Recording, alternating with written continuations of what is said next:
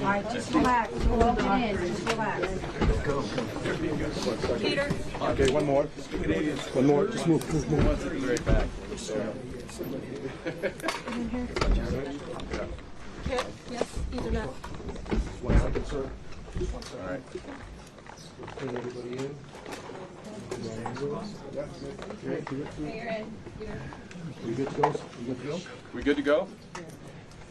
Go ahead, sir. All right, thank you. Mr. President, welcome to Canada. Thank you very much. It's a great honor. Happy birthday. A few days short. A little bit. A few days short, but didn't have a chance to see you on the day. Happy birthday to the U.S. military as well, 250th, and this is the 50th birthday, if you will, of the G7. This marks the 50th birthday of the G7, and the G7 is nothing without U.S. leadership, and your personal leadership of the United States, many issues.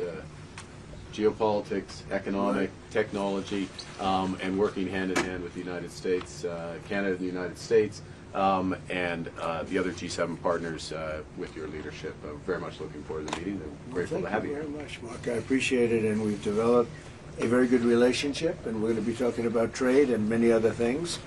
And we have a whole group of people, some traders and some other people. I see my top economy people. But we have a very talented group of people, and you do too, and I know they work together very well. I look forward to that. The G7 used to be the G8. Barack Obama and a person named Trudeau didn't want to have Russia in, and I would say that that was a mistake, because I think you wouldn't have a war right now if you had Russia in, and you wouldn't have a war right now if Trump were president 4 years ago. But it didn't work out that way. But it used to be the G8. And now it's, I guess, what's that, 8 years ago, it switched over. They threw Russia out, which I claimed was a very big mistake. Even though I wasn't in politics then, I was very loud about it. It was a mistake in that you spend so much time talking about Russia, and he's no longer at the table. So it makes life more complicated. But you wouldn't have had the war. Other than that, I think we're going to accomplish a lot. And I expect to. And I think our primary focus will be trade and trade with Canada, and I'm sure we can work something out. Yeah, very good. Thank you very much. Yeah, so much. Thank you very much. Mr. President, up a deal with Canada. Say it. What is holding up a deal with Canada from your perspective? It's not so much holding up. I think we have different concepts. I have a tariff concept, and Mark has a different concept, which is something that some people like. But we're going to see if we can get to the bottom of it today. I'm a tariff person. I've always been a tariff. It's simple, it's easy, it's precise, and it just goes very quickly. And I think Mark has a more complex idea, but also very good.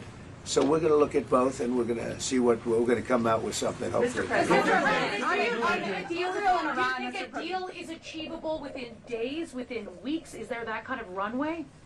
Yeah, it's achievable. Both parties have to agree. Yeah, sure. Mr. President, have you heard any signals or seen any messages from intermediaries that Iran wishes to de-escalate the conflict? Yeah. What have you heard? What have you heard from the Iranians? They'd like to talk, but they should have done that before. I had 60 days, and they had 60 days, and on the 61st day, I said, we don't have a deal. They have to make a deal, and it's painful for both parties, but I'd say Iran is not winning this war, and they should talk, and they should talk immediately before it's too late. And what would you say, in your opinion, what would it take for the U.S. to get involved in this conflict militarily? I don't want to talk about that. And you mentioned Putin. Do you think that he should have a seat at the G7 today, that it should be the G8? I'm not saying he should at this point, because too much water's gone over the dam, maybe. But it was a big mistake. Obama didn't want him, and the head of your country, the proud head of your country, didn't want him. This was a big mistake. You wouldn't have that war. You know, you have your enemy at the table. Even I don't even consider him. He wasn't really an enemy at that time. There was no concept. If I were president, this war would have never happened. But likewise, if he were a member of what was called the G8 at that time, it was always the G8. You wouldn't have a war right now. Why not? What material support and what intelligence support are you providing Israel? We've always supported Israel. We have for a long period of time, strongly. And Israel's doing very well right now. Why not have China What at do the you make of G8? Canada's Why not have defense China here, the spending? biggest economy in the world after the United States? Well, it's not a bad idea. I don't mind that. If somebody wants to suggest China coming in, I think we suggest. But you want to have people that you can talk to. You know, they don't talk. Putin speaks to me. He doesn't speak to anybody else. He doesn't want to talk because he was very insulted when he got thrown out of the G8. As I would be, as you would be, as anybody would be. He was very insulted. And, I mean, he was thrown out by Trudeau, who convinced one or two people, along with Obama. He was thrown out, and he's not a happy person about it, I can tell you that. He basically doesn't even speak to the people that throw him out, and I agree with him. Go ahead. Well, on immigration, why are you ordering ICE to target Democratic inner cities? What's behind that? I don't know what you're saying. You did a post last night where you said you want ICE to really target Democratic. Yeah, I want them to focus on the cities, because the cities are where you really have what's called sanctuary cities, and that's where the people are. I look at New York, I look at Chicago. I mean, you got a really bad governor in Chicago and a bad mayor, but the governor's probably the worst in the country, Pritzker.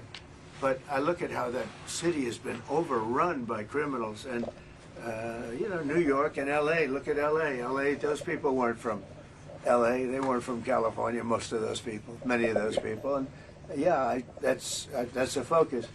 Biden allowed 21 million people to come into our country. Of that, vast numbers of those people were murderers, killers, people from gangs, people from jails. They emptied their jails out into the U.S. Most of those people are in the cities, all blue cities, all Democrat-run cities, and they think they're going to use them to vote. It's not going to happen.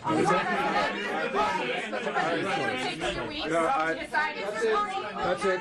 Thank you. If you don't mind, just I'm going to exercise my role, if you will, as G7 chair, since we have a few more minutes with the president and his team, and then we actually have to start the meeting to address some of these big issues. So Thank you. messy. Thank you. Thank you, media. Let's go.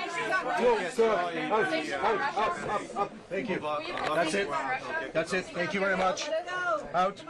Go, guys. Out. Thank you. Katie, let's go.